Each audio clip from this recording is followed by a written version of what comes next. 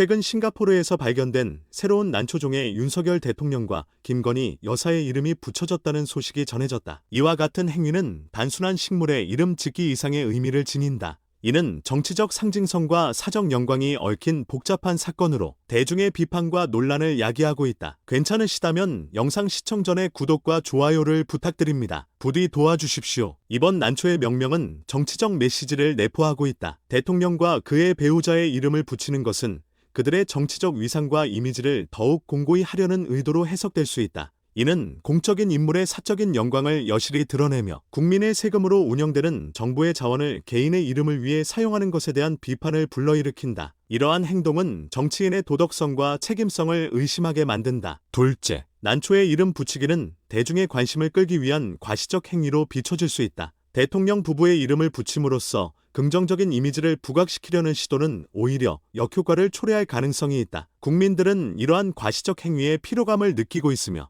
이는 정부의 신뢰성에 부정적인 영향을 미칠 수 있다. 셋째, 이러한 사건은 사회적 불평등을 심화시킬 위험이 있다. 정치적 엘리트가 개인의 영광을 추구하는 동안 일반 시민들은 어려운 상황에서 고통받고 있다. 대통령 부부의 이름이 붙여진 난초는 국민들이 겪고 있는 현실과는 동떨어진 이미지로 사회적 격차를 더욱 부각시키는 결과를 초래할 수 있다. 윤석열 대통령과 김건희 여사의 이름이 붙여진 싱가포르의 새 난초는 단순한 식물의 이름에 그치지 않는다. 이는 정치적 상징성과 사회적 책임에 대한 논란을 불러일으키며 국민의 시선을 다시 한번 정부의 도덕성과 공공성에 집중하게 만든다. 결국 이러한 행위는 대통령 부부의 이미지를 강화하기보다는 그들의 정치적 신뢰성에 해를 끼치는 결과를 초래할 수 있음을 인식해야 한다. 영부인의 주식 가격 조작 의혹은 여러 측면에서 분석될 수 있습니다. 첫째, 영부인이 자주 방문하는 기업의 주식이 비정상적으로 상승하는 현상이 관찰되었습니다. 이러한 현상은 시장의 자율적인 메커니즘이 아닌 영부인의 사적 이익을 위한 의도적인 개입으로 해석될 수 있습니다. 둘째, 영부인이 재직 중인 대통령과의 밀접한 관계는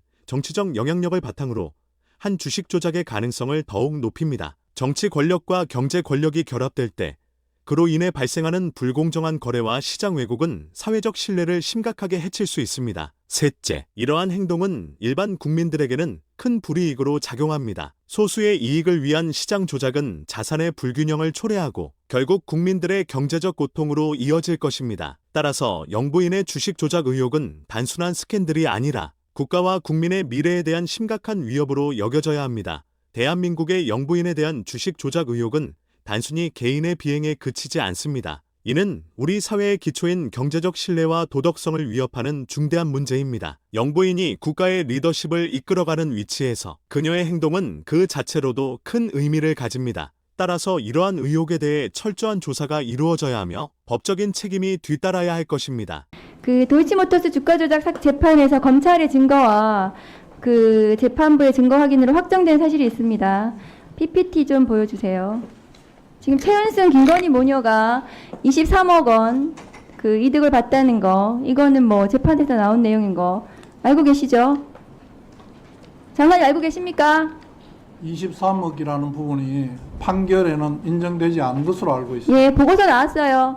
다음 거 보여주세요. 또 있죠. 최근 방송사 보도를 통해서 도이치모터스 주가 조작 공범들과 지금 김건희 씨 수십 차례 연락을 지속적으로 해왔다는 거. 자, 보세요. 그 1차 주포, 첫 번째 보세요. 그 주포하고 계속해서 연락했다. 왜 연락 계속했는지 모르겠어요. 이 부분. 그 다음에 보시면 두 번째가 결혼 후에도 도이치 매수, 주식 매수 정황이 있다. 이런 게 있는데 지금 2차 주포, 지금 김기현 맞죠? 결혼 2012년 3월에 결혼했습니다. 7월, 8월에 주가 방어 등을 권오수에게 요청했더니 김 여사 계좌에서 주식이 매수됐다라는 취지의 진술을 했고 그것이 2021년 10월 30일 검찰 진술조서에 나왔다고 지금 최근에 언론에서 나왔습니다. 이거 장관님 알고 계시죠? 이 조서에는 그대로 주세요, PPT.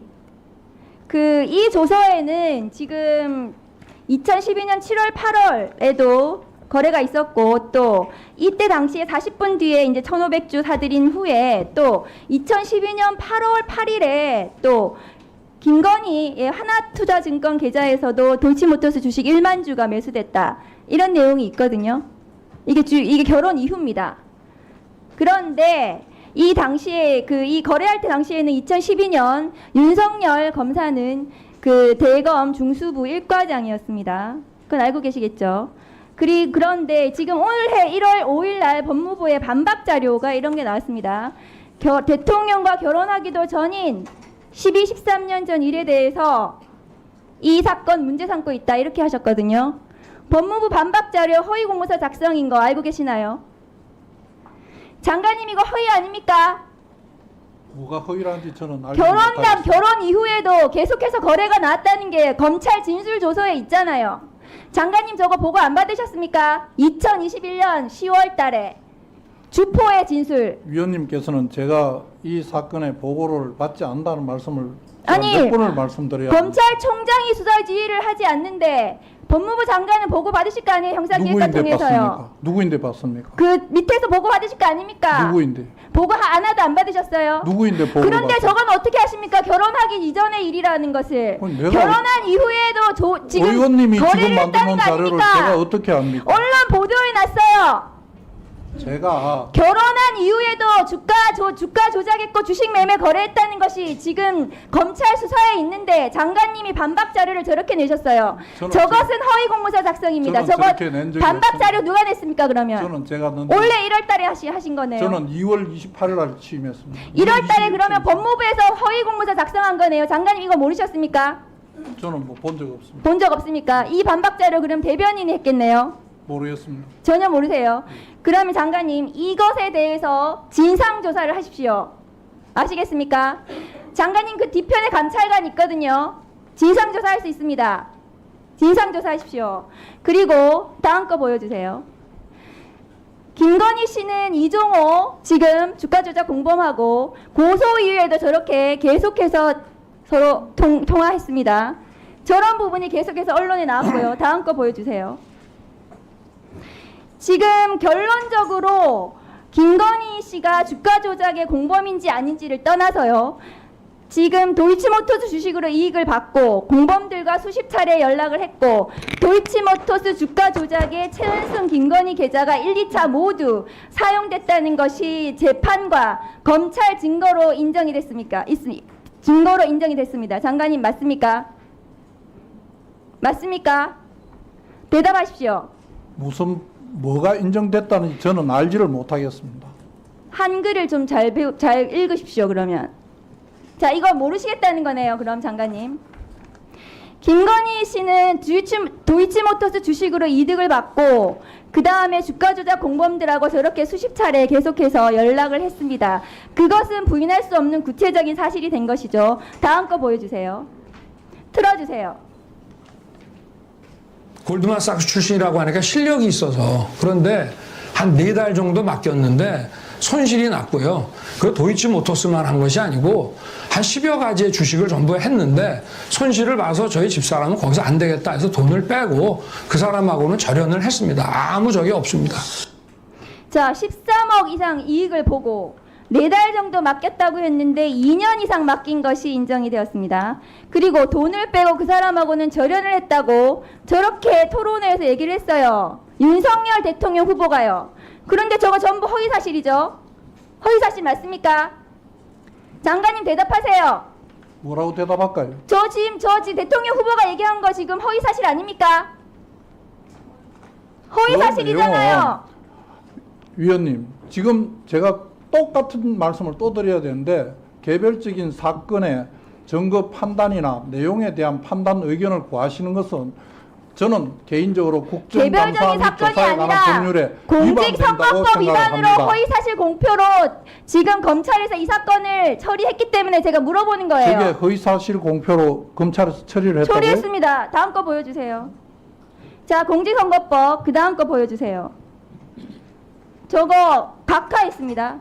검찰에서 고발인의 추측만을 근거로 한 것으로 수사를 개시할 만한 구체적인 사유와 정황이 보이지 않는다. 저렇게 허위사실했는데 1분 더 주십시오. 각하했습니다. 검찰에서. 장관님 알고 계시나요? 저건 내용 확인해 보겠습니다. 각하했습니다. 다음 거 보여주세요. 자, 김만배 아냐 모르냐 가지고 친분 관련해서 윤석열 대통령 후보가 이거 모른다고 했더니 잘 알지 못한다고 했는데 이 부분에 대해서도 또 저렇게 불기소 처분했습니다. 각하. 스스로의 평가 내지는 의견 표현에 불과하여 이를 구체적인 사실의 적시로 볼 수 없다. 이렇게 각하했습니다. 검찰에서. 자, 김만배하고 친분이 있는지는 김만배의 녹취록이 나와요. 성렬이 형. 윤석열은 내가 가지고 있는 카드면 죽어. 이렇게 얘기한 적 있거든요. 알고 있는 것 같은데요, 이 사람들. 모릅니까? 이거 왜 각하합니까? 다음 거 보여주세요. 자, 이재명 대표에 대해서 김문기 잘 알지 못한다. 이거는 기소하고 징역 2년을 구형했어요. 윤석열, 김만배 친분관계 전부 불기소했습니다. 이거 검찰이 이렇게 해도 됩니까? 같은 사안에 대해서 같은 서울중앙지검이에요. 왜 어떤 것은 불기소하고 어떤 것은 기소합니까? 이상입니다. 정부와 법리에 따라서 처리하였을 것으로 생각합니다. 얘기 그만하세요. 이제 여러분의 생각은 어떠신가요? 이러한 정치적 행위가 올바른 것인지 아니면 우리 사회의 불평등을 더욱 부각시키는 것인지 함께 고민해 보길 바랍니다. 더 많은 정치적 이슈와 날카로운 분석을 원하신다면 저희 유튜브 채널에 구독해 주시기 바랍니다. 여러분의 소중한 의견과 함께 정치에 대한 다양한 이야기를 나누며 함께 성장해 나가길 기대합니다.